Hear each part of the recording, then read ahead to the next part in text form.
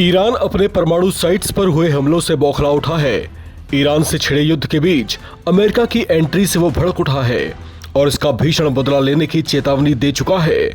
अमेरिकी राष्ट्रपति Donald Trump ने ईरान के 3 परमाणु साइट्स पर हमले कर गर्व से इस बात की घोषणा की थी। व्हाइट हाउस ने इस बात की आधिकारिक पुष्टि भी की थी, लेकिन तब तक उन्हें शायद इस बात का एहसास नहीं था कि उन्होंने ईरान से कैसा बैर मोल ले लिया है और इसका अंजाम कितना घातक हो सकता है, क्योंकि ईरान ने अब अपनी जवाबी कार्रवाई शुरू कर दी है। बदले की आग में उबल रही ईरानी फोर्सेज ने अमेरिका के मित्र देश इजराइल पर कहर बरसाना शुरू कर दिया है। इजराइल पर यह हमले शुरू होने से ठीक पहले इजरायली प्रधानमंत्री नेतन्याहू ने अमेरिका के इस ऑपरेशन की जमकर सराहना की थी और इसे अमेरिका का स्वागत योग्य कदम बताया था। लेकिन अब ईरान ने अपनी पूरी ताकत से इजराइल पर चढ़ाई कर दी है। इजराइल पर ताकतवर मिसाइलों की बरसात हो रही है। हाई इंटेंसिटी वाले धमाकों से इजराइल के कई शहर दहल उठे हैं। ऐसा लग रहा है जैसे ईरान इजराइल को मिट्टी में मिला देना चाहता हो। तेल अवीव में सायरन बज रहे हैं। इजरायली डिफेंस फोर्स ने लोगों से सुरक्षित रहने को कहा है। इजराइल के कई हिस्सों पर एक साथ हुए हमलों से उसका एयर डिफेंस सिस्टम भी काफी हद तक नाकाम होता दिख रहा है। शहरों में कई रिहायशी इलाकों, व्यवसायिक प्रतिष्ठानों और कई प्रमुख ऑफिस बिल्डिंग्स जोरदार हमलों से ध्वस्त हो चुके हैं। ऐसे में लगभग समूचे इजराइल में अफरा तफरी और भगदड़ जैसे हालात दिखाई दे रहे हैं।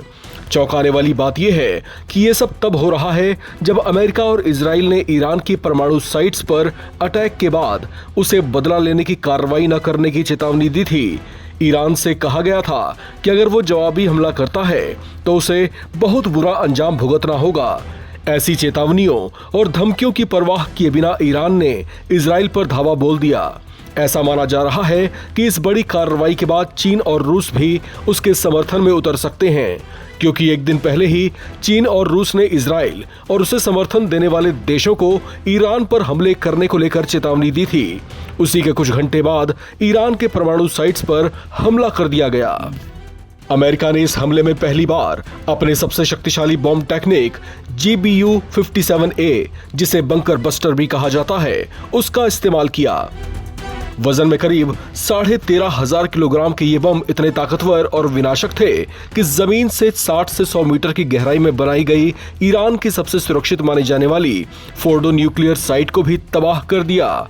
सूत्रों के मुताबिक इस बड़े ऑपरेशन को अंजाम देने के लिए 6 B-2 स्पिरिट स्टील्थ बॉम्बर्स ने लगभग 12 बंकर बस्टर गिराए थे, जबकि एक B-2 बॉम्बर ने नतांज पर 2 और GBU-57A बम गिराए थे। बताया जा रहा है कि यूएस नेवी की सबमरीन्स ने नतांज और इस्फहान पर 30 टॉम हॉक क्रूज मिसाइलें भी दागी थीं।